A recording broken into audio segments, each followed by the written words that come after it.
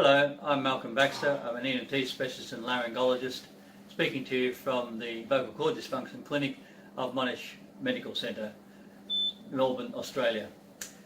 Vocal cord dysfunction, or VCD, is a well recognised condition which has been known for many years under a wide variety of names, which has been confusing. We still use VCD, although increasingly it's been known as ILO, or inducible laryngeal obstruction. Vocal cord dysfunction is a condition which causes extreme breathlessness and wheezing, and which is therefore often confused with asthma, especially in the emergency situation where it presents as difficult to treat asthma not responding to medication. It is a condition which is of interest to many different specialties, and this has been a problem in the past, and it has led to no one way of treating it or combined way of investigation. Over the last 4 years at Monash, we have adopted a way of tackling this by using a multidisciplinary team approach.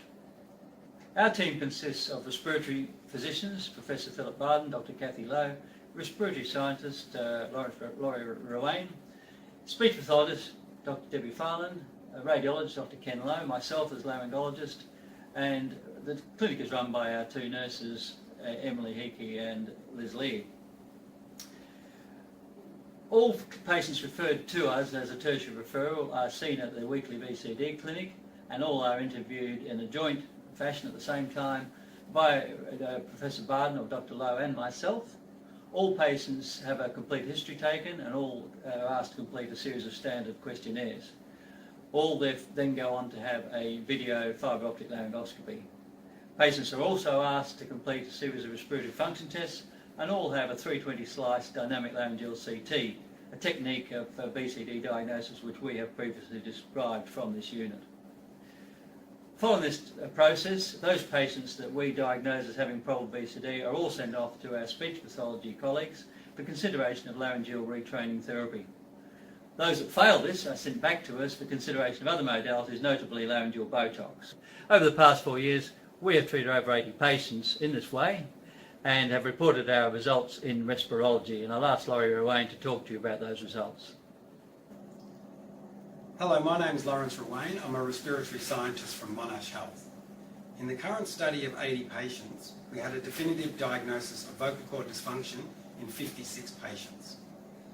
After initial assessment from Mel, Professor Barden, lung function tests and questionnaires, patients were then referred to Debbie Farland for speech therapy, usually 2 or 3 sessions. Patients were then re-evaluated in the MDT VCD clinic to assess outcomes. We found on average that GP visits, ED and hospitalisations were halved after this intervention. If speech therapy was deemed unsuccessful, Botox injections to the vocal cords were offered, and patients were assessed ideally after 8 weeks, 6 months and 12 months.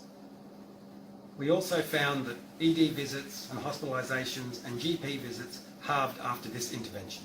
While our study demonstrated a significant healthcare utilisation, it was an observational study, so what is needed is a randomised control study to verify and support our conclusions.